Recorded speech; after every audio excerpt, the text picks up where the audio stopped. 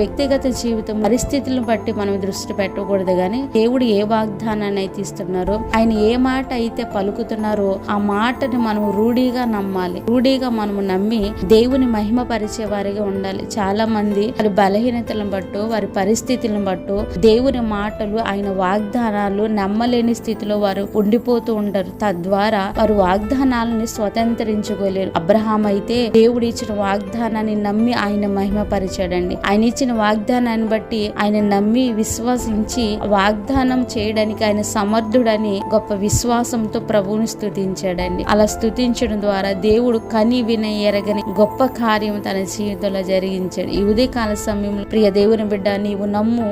దేవుడు నీ జీవితంలో ఏ వాగ్దానాలు అయితే ఇస్తున్నారో ఆ వాగ్దానాలు ఆయన నెరవేర్చుటకు సమర్థుడని నీవు కూడా అబ్రహాము వలె విశ్వాసంలో బలము పొందు. దేవుడే నీ ప్రతి వాగ్దానాన్ని నెరవేర్చును గాక.